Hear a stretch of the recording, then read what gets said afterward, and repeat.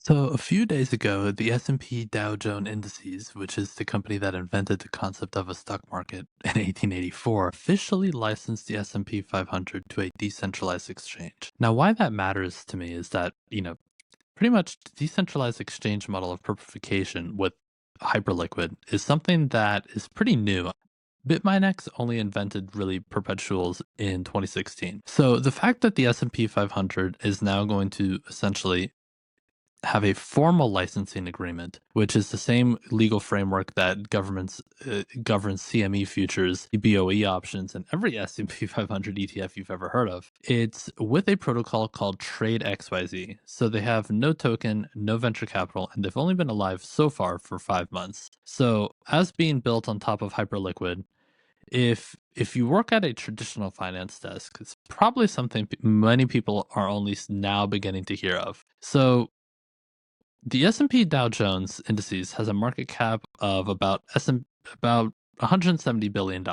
So where a lot of people aren't mentioning is that there's a big deal within the license itself. Right now, there are today about multiple platforms where you can trade something that roughly tracks the S&P 500's price. So you can pull in a Chainlink Oracle, and you can call your contract an SPX perp or a US 500 or whatever, and off you go. But several protocols already do this, and it works fine. But that's not really pushing the boundary. So you might reasonably ask, who cares about an official license? And in this case, the S&P 500 cares a lot.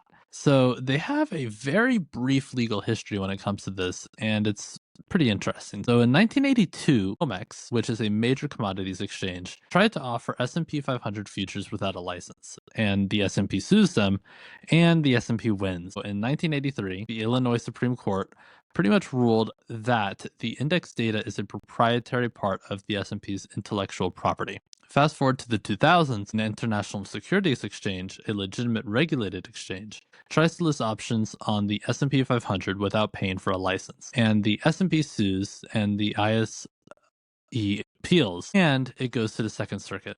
So it goes to the Supreme Court after that, and apparently, the Supreme Court essentially decides to not hear the case. So the S&P by default kind of wins again. So the S&P has never lost. They have not once lost in their whole entire time, and in over 40 years of index IP litigation, the S&P Dow Jones indices have a perfect record with essentially no zero issues. So in the grand scheme of things, this being licensed out to a 5-month-old company with, using an offshore exchange like Hyperliquid is pretty rare. So now for an important technical detail here, CME holds an exclusive global license for S&P 500 futures and options on those futures. So that deal is worth billions to both parties. And the question would be is how does Trade XYZ not be the one that blows it up? So the only reason that it doesn't blow it up is because a perpetual contract is not a future, it's instead a swap. So there's no expiry date, cash is settled, and structurally different than other product classes under a different regulatory framework. The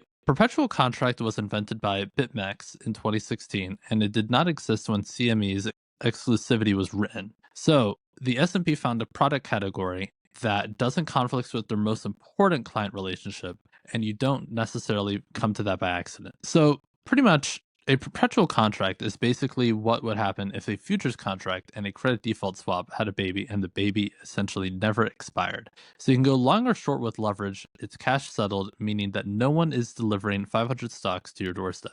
And instead of rolling every one of your positions every quarter like you do on a CME, you just hold it and pay or receive a funding rate that keeps the contract price tethered to the TED index. So this is a natively crypto invention. It definitely did not exist in traditional finance and was originally designed to be used on Bitcoin and Ethereum. Once again, the fact that it's being used by the S&P 500 is pretty revolutionary. What this allows the S&P 500 to gain, though, is USDC margined up to 20x leverage and 24/7 trading, including weekends, Christmas, and anytime. And it would essentially be available in 180 plus countries, but not in the US for now because perpetuals are not legal in the United States. So Trade XYZ has done over $100 billion in cumulative volume since October. So to put that in perspective, they did more in 5 months with no marketing budget than most DeFi protocols do in their entire existence, with tens of millions of dollars in venture funding. So their current annualized run rate is about $600 billion.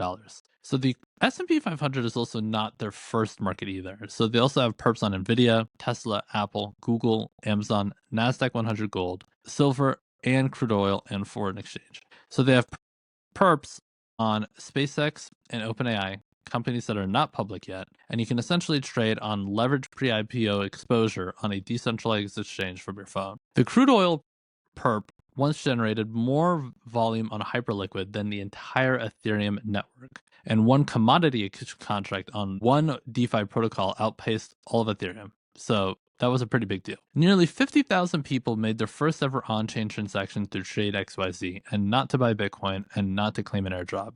They essentially went on there to trade a stock index perpetual from a decentralized exchange. And these are people mostly from traditional finance that are discovering DeFi for the first time, and maybe some of them probably not even realizing it's decentralized finance. CME E-mini S&P 500 futures trade from Sunday evening to Friday afternoon with a daily maintenance break. And then the market goes entirely dark. And that's the way it's been for a long time. From 5 p.m. on Friday to Sunday at 6 p.m., the most important equity benchmark in the world has no price discovery mechanism, and that happens every week without fail. In the last few years, though, mostly what happens on a Sunday, there are tariff announcements, bank collapses, wars starting, and elections being called. All of this event happens on Monday morning at CME's open. So that means for roughly 48 hours every single week, the collective response of the global financial system is to pretty much whatever just happened is, hold on, we're going to come back tomorrow.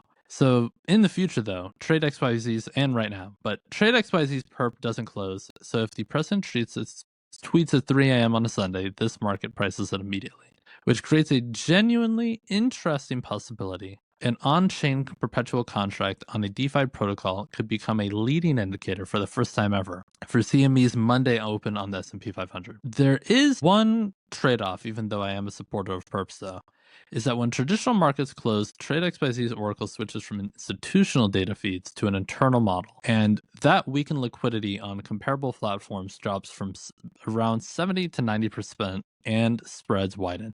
You can absolutely trade on a Sunday, but you're pretty much trading in conditions that are meaningfully different from Tuesday at 10 a.m.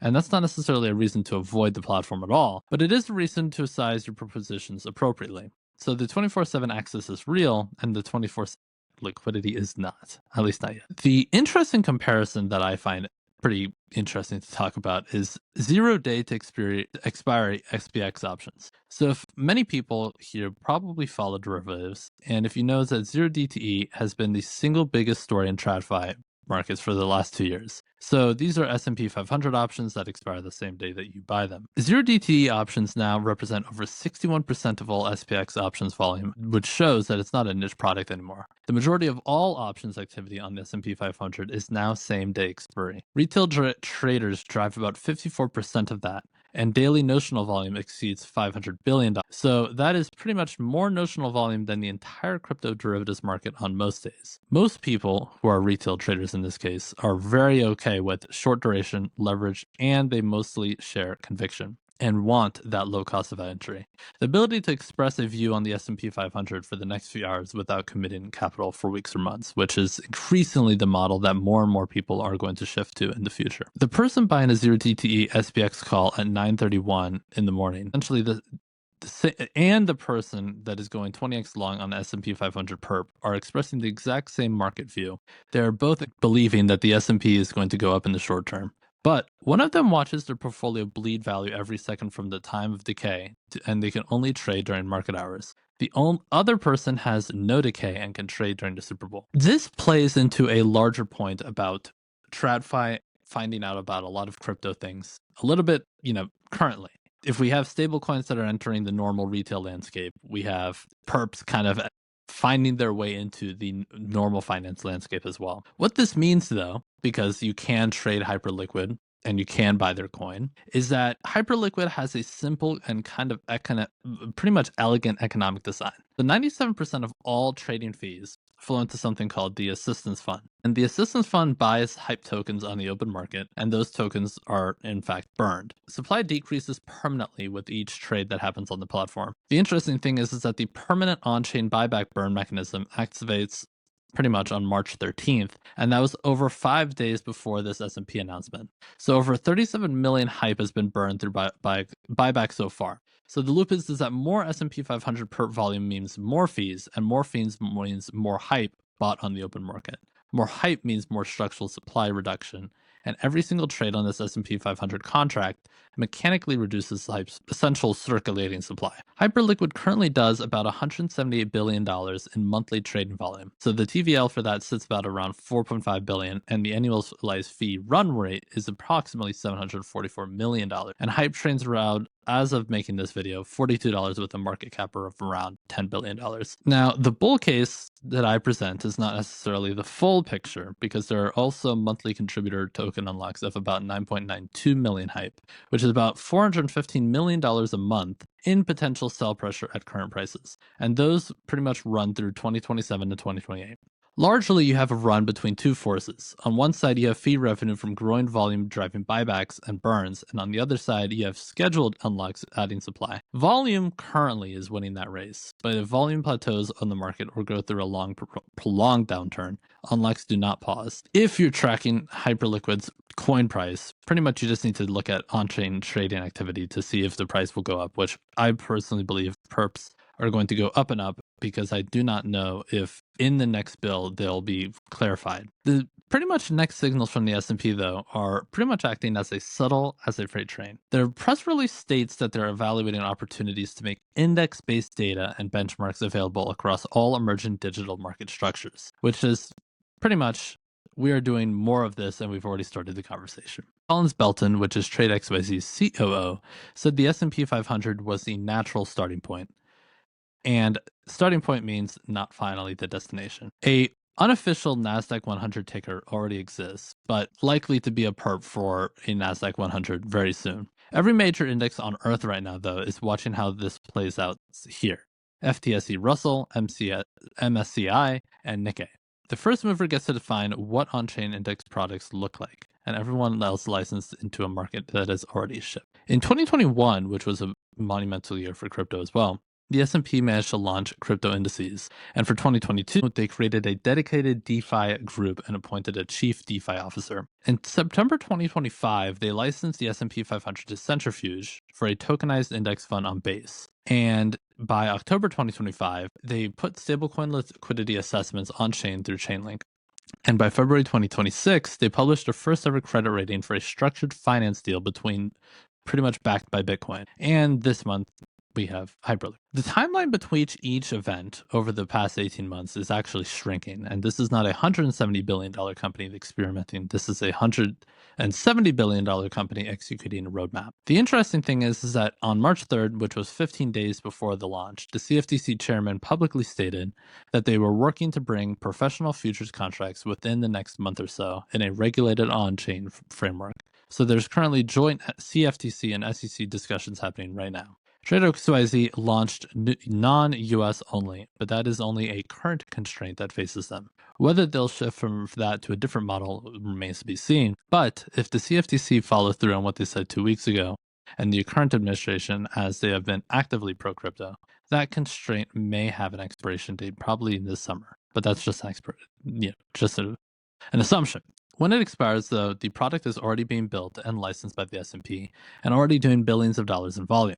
So that process is already battle tested, and the infrastructure doesn't need to be created, just needs essentially a permission. In 1997, though, the Chicago Mercantile Exchange launched something called the E-mini S&P 500 Future, which is the innovation that was almost embarrassingly simple, and they took S&P 500 futures contracts and made it 1/5 the size. So the smaller contract made it a far lower barrier to entry, which meant that regular traders could now access what had previously only been an institutional-only product. And it became one of the most traded financial instruments in entirety of human history, which resulted in trillions of dollars in cumulative volume, which also led to an entire generation of retail traders built around it.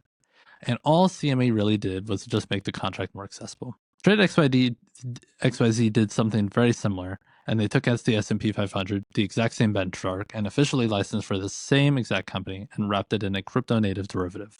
and made it available 24 hours a day, 7 days a week for any wallet in 180 countries. I think largely, though, summation, that people are going to look back on this announcement that's probably going on under many of everyone's radar. And it's pretty much going to look like the first E-mini launch that happened all the way back in 1997. That the moment that the first important benchmark in finance becomes truly accessible, S&P largely, and through history, has never put their name on something that they do not believe in. And they've spent 40 years in court doing it. So the fact that the S&P 500 is putting their name on this says a lot. Thank you.